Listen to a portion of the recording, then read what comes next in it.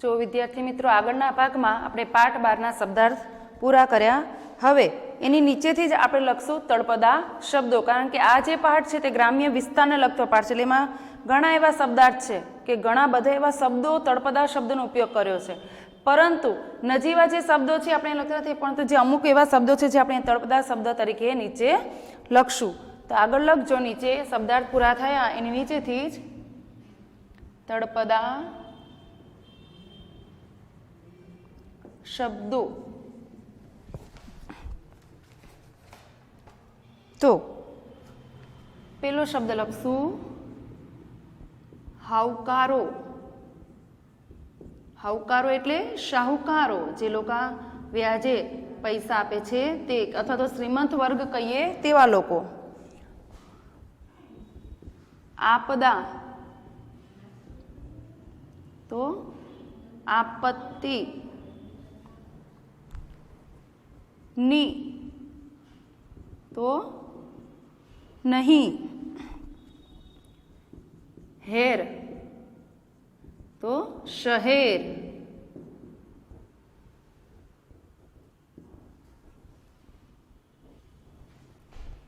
પુગહે પુગહે એટલે પુગશે અથવા તો પહોંચશે. થઈ ગયા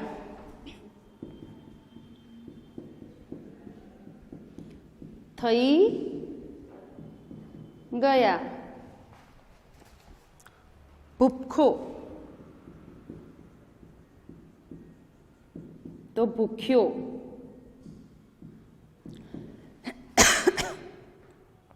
આલ્યું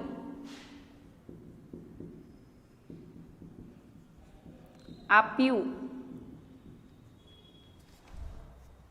બહુ બહુ વધારે. વર્ષણ તો વર્ષ.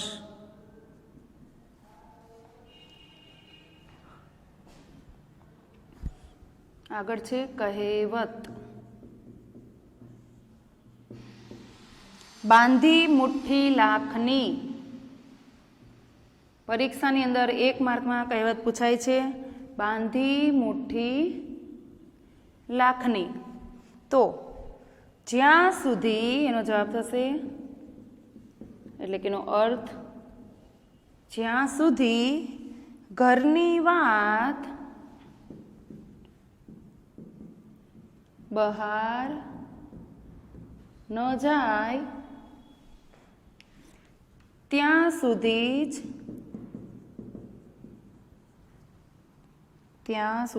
જ આબરૂ કે પ્રતિષ્ઠા જળવાય. આગળ છે વિરોધી શબ્દો.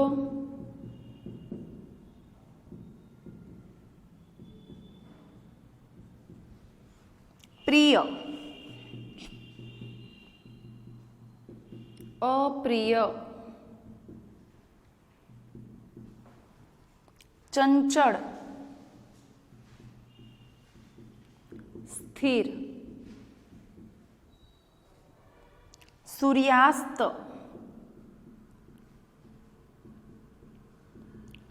સૂર્યોદય.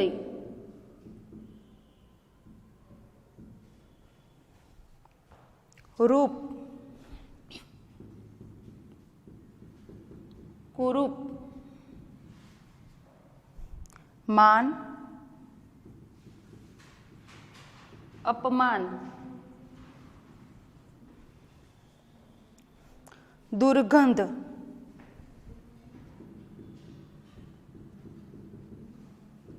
સુગંધ.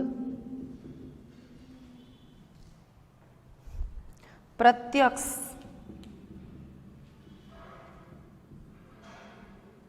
પરોક્ષ. નજીક દૂર.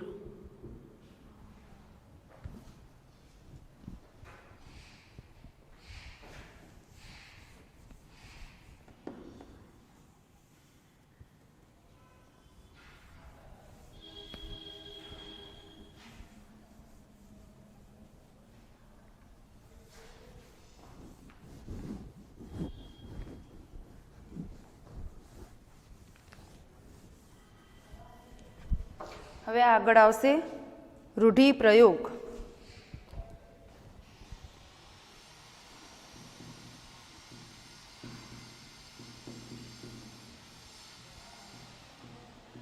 ઘણા લોકો રૂઢિપ્રયોગ લખે ત્યારે એક એક લીટી છોડે છે, પણ એ છોડવી નહીં. લખો એમાં અરેરાટી અનુભવવી. અરેરાટી અનુભવવી. ત્રાસી જવું અથવા તો દુઃખ અનુભવવું.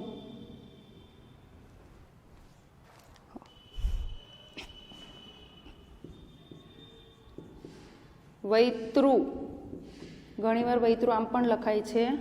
વૈતૃ કરવું. થાકી જવાય ત્યાં સુધી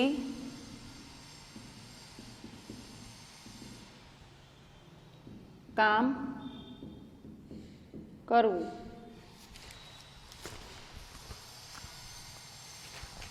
ટીકી ટીકીને જોવું. ટીકી ટીકીને જોવું. તાકી તાકીને જોવું. પેટે પાટા બાંધવા. પેટે પાટા બાંધવા. ભૂખમરો વેઠીને પણ.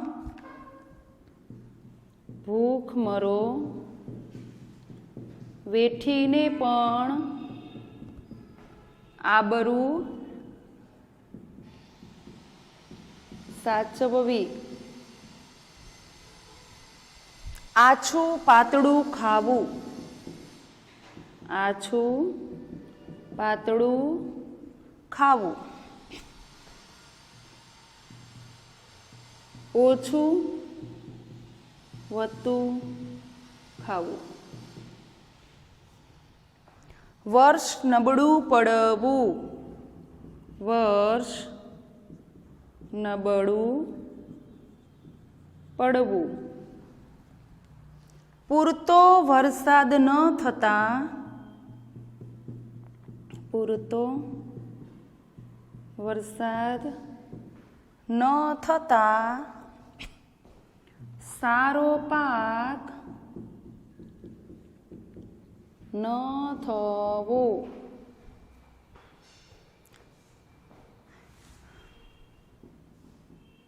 દરિદ્રતાને પણ શરમ આવે એવું. તો અતિશય ગરીબ હોવું. અતિશય ગરીબાઈ, બરાબર. અતિશય ગરીબાઈ હોવું એવો રૂઢિપ્રયોગ પૂછાય તો પણ તમે દરિદ્રતાને પણ શરમ આવે એવું લખી શકો અને અતિશય ગરીબ હોવું પણ ચાલે. ભાંગી જવું.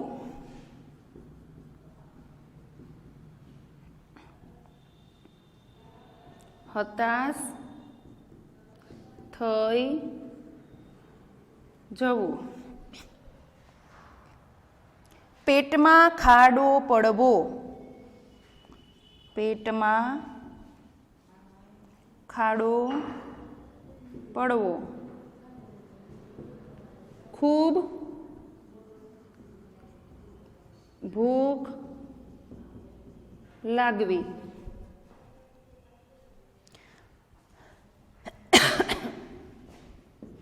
બારમું કરવું.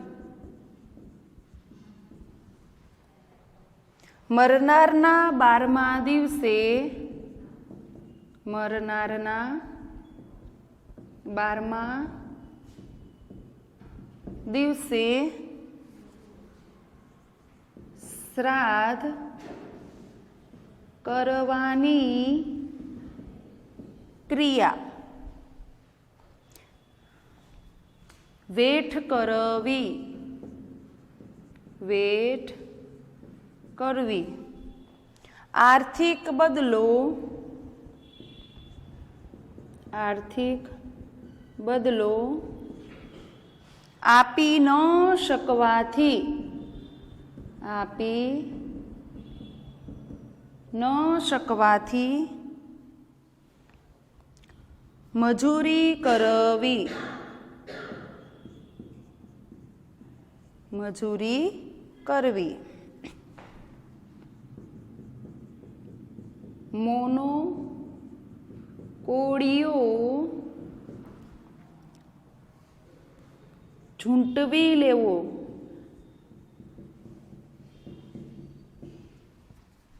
ગરીબાઈની આવક ઉચાપત કરવી.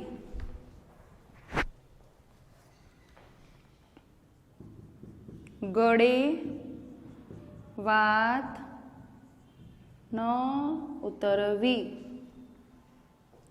સમજમાં ન આવવું.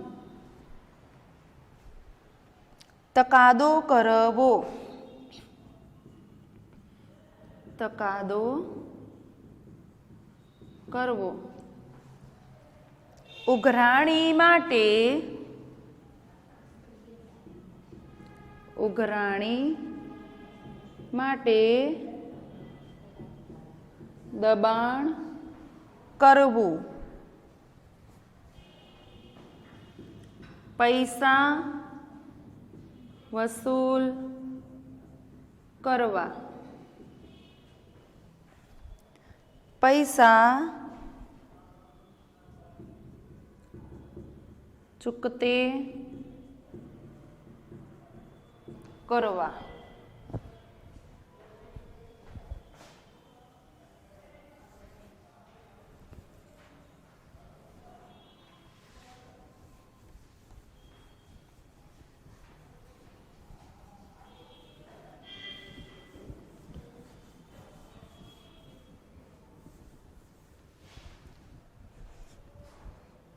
આગળનો રૂઢિપ્રયોગ અંગૂઠો પાડવો,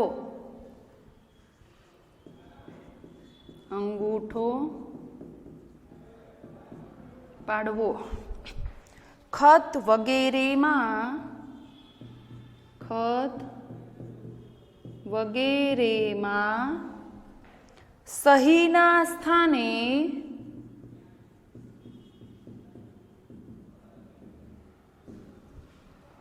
અંગૂઠાનું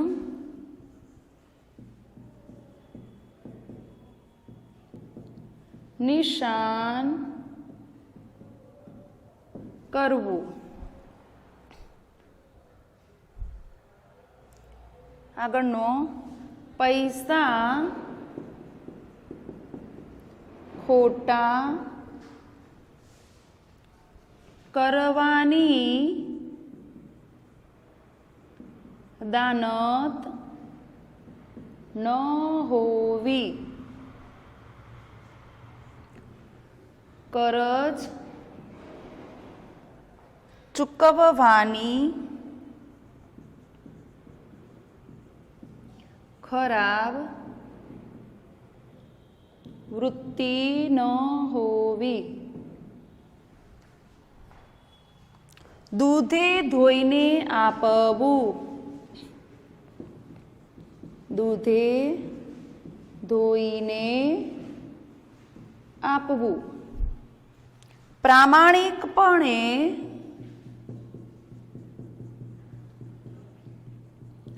આદરપૂર્વક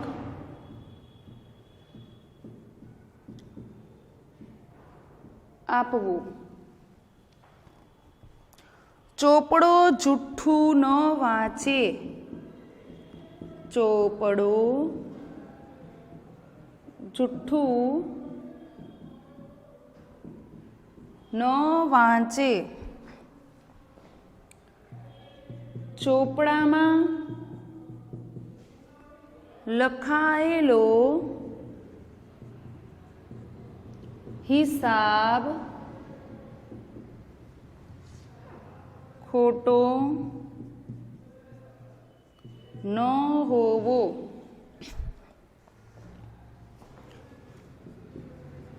લોહી ચૂસવું. અહીં આર્થિક શોષણ કરવું. ચોરી નાખવું.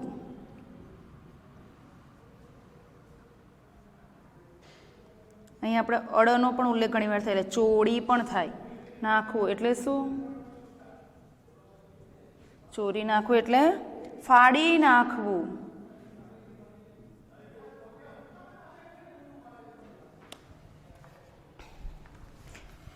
અહીં આપણા રૂઢિપ્રયોગ આટલા હતા, પૂરા થઈ ગયા.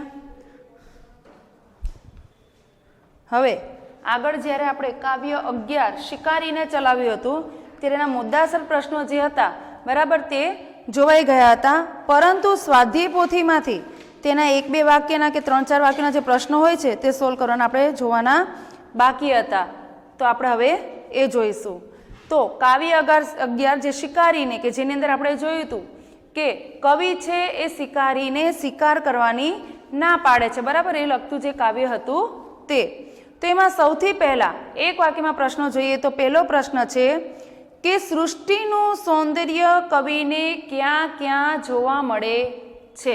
સૃષ્ટિનું સૌંદર્ય એટલે કુદરત દ્વારા જે નિર્મિત છે તે ઉપજાવેલું છે અથવા તો ઉપજાવેલું છે. તો સૃષ્ટિનું સૌંદર્ય કવિને પંખીઓ, ફૂલો, લતા એટલે કે કાઉન્સમાં આપણે વેલ લખી શકીએ, ઝરણા, વૃક્ષો વગેરે પ્રકૃતિ તત્વોમાં જોવા મળે છે. બીજો પ્રશ્ન છે સૌંદર્યની દ્રષ્ટિએ આ સૃષ્ટિમાં કવિ કેવી દ્રષ્ટિ ન રાખવા કહે છે? એટલે કે અહીંયા આપણે કે કુદરતી જે છે એટલે કે સૌંદર્ય વાતાવરણ તેના પ્રત્યે કેવી નજર ન રાખવી જોઈએ તેના માટેનો આપણે શબ્દ લખ્યો તો ક્રૂર દ્રષ્ટિ એટલે કે આક્રમક બરાબર. તો જવાબમાં લખશું સૌંદર્યની સૃષ્ટિમાં કવિ ક્રૂર દ્રષ્ટિ ન રાખવા કહે છે. આગળનો પ્રશ્ન છે વ્યક્તિ પક્ષીને શાનાથી પામવાનો વ્યર્થ પ્રયત્ન કરે છે? વ્યર્થ પ્રયત્ન એટલે કે વ્યર્થ પ્રયત્ન કરવો, રૂઢિપ્રયોગ પણ થાય એટલે કે નકામો પ્રયત્ન કરવો. એટલે કે શેનાથી પામવાનો હતો? શિકારી પક્ષીને પ્રાપ્ત કરત, પણ એના માટે કયું સાધન વાપરત? તો તમને પણ ખબર છે કે શેનાથી? તો કે તીરથી. તો આપણે જવાબમાં લખશું કે વ્યક્તિ પક્ષીને તીરથી પામવાનો વ્યર્થ પ્રયત્ન કરે છે. આગળ કવિની દ્રષ્ટિએ પક્ષી ક્યાં મળશે? જો પક્ષીને તમારે સારી રીતે માણવું હોય, જાણવું હોય તો એ તમને ક્યાં મળશે? તો કે છે કવિની દ્રષ્ટિએ પક્ષી એના મધુર ગીતમાં મળશે. કારણ કે અહીંયા કીધું હતું ને કવિ શિકારીને કહેતા હતા કે ભાઈ તારે ખરેખર જો તે પક્ષીને પ્રાપ્ત કરવું હોય તો ક્યાંક છુપાઈને તેનો મીઠા મધુરા ગીત સાંભળ એટલે કે તેનો કલરવ. પાંચમો પ્રશ્ન છે શું કરવાથી પક્ષીનું માત્ર સ્થૂળ શરીર જ મળશે? સ્થૂળ એટલે કેવું? નકામું. તો કે પક્ષી તમને કેવી રીતે મળશે? તો કે મૃત્યુ પામેલી હાલતમાં એટલે કે નકામું શરીર મળશે બરાબર. તો જવાબમાં લખશું કે શિકાર કરવાથી, જો તમે એનો શિકાર કરો એટલે કે તે મૃત્યુ પામે એટલે કે એનું નકામું શરીર મળે, મૃત્યુ પામેલું. તો શિકાર કરવાથી પક્ષીનું માત્ર સ્થૂળ શરીર જ મળે છે. આગળનો પ્રશ્ન છે કવિના મતે પક્ષી તેના પ્રભુ સાથે શિકારીને ક્યાં મળશે? ક્યાં છે પ્રભુનો વાસ? તો કે છે આપણને કીધું હતું તેમ કે તેના હૈયામાં એટલે કે દરેકે દરેક પશુ હોય, પક્ષી હોય કે મનુષ્ય હોય કે નાનું કોઈ પણ જીવજંતુ હોય તો તેની અંદર દરેકની અંદર પ્રભુનો વાસ છે. તો અહીં આપણે જવાબમાં લખશું કે કવિના મતે પક્ષી તેના પ્રભુ સાથે શિકારીને તેના હૈયામાં મળશે. આગળ સૌંદર્ય પામવા શાની જરૂર છે? જે આપણે મેં કીધું હતું કે વિચાર વિસ્તાર તરીકે પણ એ પંક્તિ પૂછાઈ શકે તેવી રીતે. તો સૌંદર્ય પામવા માટે સુંદર બનવાની અને સૌંદર્ય દ્રષ્ટિ કેળવવાની જરૂર પડે છે. સૌંદર્ય દ્રષ્ટિ એટલે કે સારી નજર, સારી જે આંખોની સૃષ્ટિ આપણે બધું જોઈએ છીએ પણ એને સારી રીતે ઓળખવાની બાબતની વાત અહીંયા કરવામાં આવી છે. 8મું છે કવિ કલાપી સમગ્ર કાવ્યમાં કોને ઉદ્બોધન કરે છે. ઉદ્બોધન કરવું એટલે કોને ઉલ્લેખીને વાત કરે છે. એ વાત સાચી કે શિકારી, પણ કેવો શિકારી હતો તો કે યુવાન, કારણ કે અહીંયા કીધું હતું ને પંક્તિમાં એ શબ્દ વાપરવામાં આવેલો છે માટે. તો જવાબમાં લખશું કવિ કલાપી સમગ્ર કાવ્યમાં યુવાનને ઉદ્બોધન કરે છે. કલાપી કોનું ઉપનામ છે? તમને કીધું હતું તેમ કે એક વાક્યના પ્રશ્નના જવાબમાં પૂછાઈ શકે અથવા તો એમ પૂછે કે ભાઈ કલાપીનું પૂરું નામ જણાવો. તો આપણે જવાબમાં લખીએ કે કલાપી એ સુરસિંહજી ગોહિલનું ઉપનામ છે અથવા તો સુરસિંહજી તકસિંહજી ગોહિલ, આવી રીતે આખું લખો તો પણ ચાલે. 10મો પ્રશ્ન છે શિકારીને કાવ્ય શેમાંથી લેવામાં આવેલું છે? તો શિકારીને કાવ્ય કલાપીનો કેકારવ માંથી લેવામાં આવ્યું છે. શિકારીને કાવ્યનો મુખ્ય ધ્વનિ શો છે? એટલે કે મુખ્ય કહેવાનો ભાવાર્થ તો કે શિકારીને કાવ્યનો મુખ્ય ધ્વનિ પ્રકૃતિ પ્રત્યેની અનુકંપા એટલે કે એક પ્રકારની લાગણી છે. હવે 3-4 વાક્યના જે પ્રશ્નોના જવાબ છે તે, તો એમાં પહેલો પ્રશ્ન છે સૃષ્ટિનું સૌંદર્ય કવિને ક્યાં ક્યાં જોવા મળે છે? તો જવાબમાં જુઓ, કલાપીએ કાવ્યમાં પ્રકૃતિ તેમજ પ્રાણી જગત સાથેનું સૌહાર્દ તેમજ સૌંદર્ય દ્રષ્ટિને આવરી લીધા છે. કવિ વૃક્ષો, પંખીઓ, ફૂલો, વેલાઓ તેમજ ઝરણામાં સૃષ્ટિના સૌંદર્યને જુએ છે. વૃક્ષો ઉપર કલરવ કરતા પક્ષીઓના ગીતોમાં પણ કવિ સૌંદર્યનો અનુભવ કરે છે. તો અહીંયા આપણને એમ કહેવા માગે છે કે કલાપીએ આ કાવ્યની અંદર પ્રકૃતિ તેમજ પક્ષી અથવા તો પ્રાણી જગત, પ્રકૃતિ એટલે કે જે સૌંદર્ય દ્રષ્ટિની વાત કરી હતી તે સાથેનું સૌહાર્દ અને સૌંદર્ય દ્રષ્ટિને, જે આપણે વિચાર વિસ્તારમાં શબ્દ આપ્યો તો સૌંદર્ય દ્રષ્ટિ કે સુંદરતા, જે કુદરત દ્વારા નિર્મિત સુંદરતા છે, પ્રકૃતિ છે, વાતાવરણ છે, તેને યોગ્ય રીતે નિહાળવાની જે શક્તિ છે તે આપણને આવરી લેવાની કીધી છે. આવરી લેવું એટલે પ્રાપ્ત કરવું. કે અહીંયા કવિએ વૃક્ષો, પંખી, ફૂલ, લતા કે વેલાઓ કે ઝરણામાં સૃષ્ટિના સૌંદર્યની જે પણ કંઈ સુંદરતા નિહાળી છે, જોઈ છે, બરાબર, તેને પણ માણવાની કીધેલી છે. અને છેલ્લે એમ પણ કહે છે કે વૃક્ષો ઉપર જે કલરવ કરતા પક્ષીઓ છે તેઓના ગીતોમાં પણ કવિને શેનો અનુભવ થાય છે? તો કે મીઠા કલરવનો. પછી બીજો પ્રશ્ન છે કે કવિ સૌંદર્યને પામવા શી સલાહ આપે છે? કે સૌંદર્યને તમારે પ્રાપ્ત કરવું છે, પામવું છે, મેળવવું છે, તો એના માટેની સલાહ કઈ? તો કવિ કહે છે કે સૌંદર્યનો સંહાર કરવાથી સૌંદર્યને પામી શકાતું નથી. સૌંદર્યને પામવા માટે એનું જતન, પોષણ ને સંવર્ધન કરવું જોઈએ. સુંદરતા પામવા માટે સુંદર બનવું પડે અને ક્રૂરતા છોડવી પડે. એટલે કે કવિનો અહીંયા મુખ્ય કહેવાનો અર્થ શું છે?